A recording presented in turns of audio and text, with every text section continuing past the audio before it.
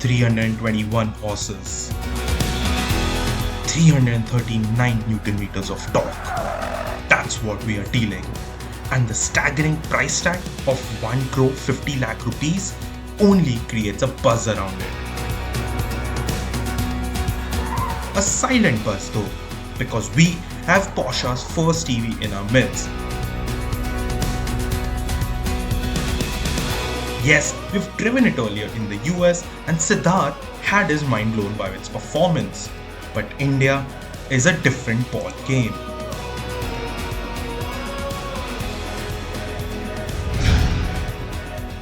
We love how the Taycan looks. It looks splendid in this frozen blue metallic paint scheme. The rear looks fabulous. The drawn in, the pronounced shoulder looks very sharp.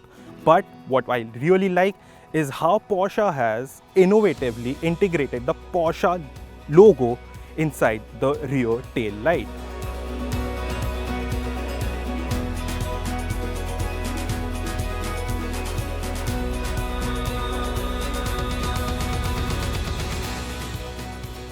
Next we step inside the Taycan and there's lots going on here. So Sahil will get you a detailed tech check of the car. But we want to talk about one interesting element that I really found quite unique and innovative as well, was the gear lever that is tucked behind the steering wheel and is slightly difficult to find at first. So you get the usual reverse, neutral and drive, which you have to toggle between upwards and downwards. The park button is on the left hand side. Is it a button and you have to switch it whenever you want to put it on park.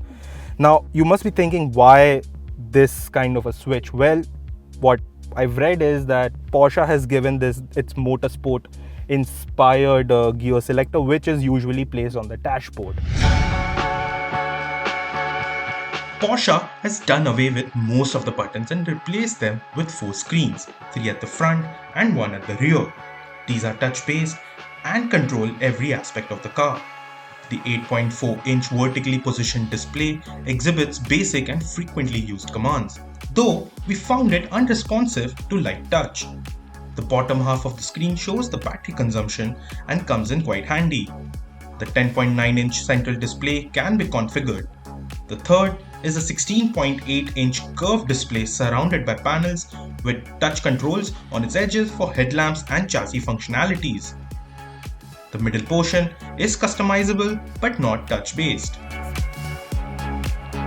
Porsche gets all the points here for clothing the car. The seats have a sporty touch to it and offer adequate bolstering for under-thigh and back support.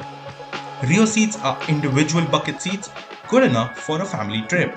And this massive tinted glass panel will be loved by all, but more so from here. The Ford touchscreen here operates the air conditioning for the rear passengers.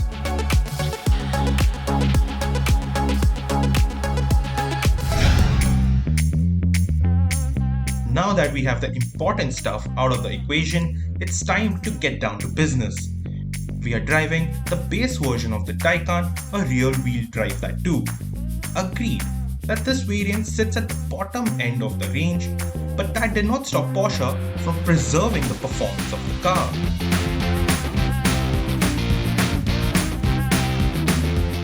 Now the Porsche Taycan that we are driving comes with a standard 79.2 kilowatt performance battery pack.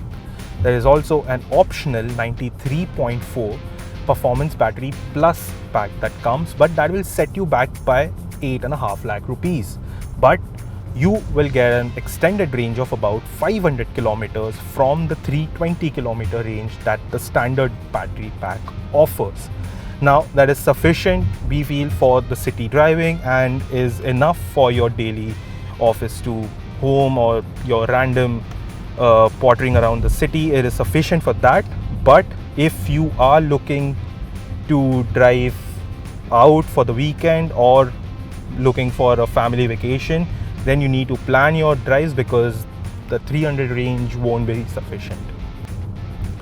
Now this Taycan gives you low power and is also low on torque, which is not a bad thing because I love it, because the throttle response because of that is quite normal. It comes in quite normal and the transitions aren't that jerky. The adaptive air suspension does its job quite well, and the undulations are soaked in quite comfortably. Now the interesting bit here is the regenerative braking that the Porsche is offering, and is not the one pedal process that most of the traditional EVs or even the EVs of today use. It is actually a dual process in which the regenerative braking is kind of synced or married with the actual braking, and will only come into play when you press the brake pedal really hard to the metal. So what it does is, when you're going on corners or even when you're driving in a straight line, light-footed braking won't really hamper your speed, and you will keep a constant speed, and will only come into effect when you brake it really hard. Porsche has also added a nice touch of room to the different driving modes to make it more engaging as you toggle between range, normal, sport and sport plus. With a home charger provided by the company, the Taycan can be juiced up from 5 to 80% in less than 20 minutes. This is possible due to the 800 volt battery setup instead of the 400 volt setup used by other EVs in the market. Now you don't need to tell us why the Taycan is the best EV currently in the market. Its sales speak for itself. In 2021, Porsche sold more than 41,000 units alone globally. That's more than double of what it sold in its first year of sale. And that figure even surpasses iconic 911 sports car, which was till now one of the most sold sports car from the marquee. With the Taycan now gracing our roads, those figures will only increase. And if you're still not convinced that an EV can be a sports car, then you are sadly mistaken, because this one is worth every penny on the road and on the track.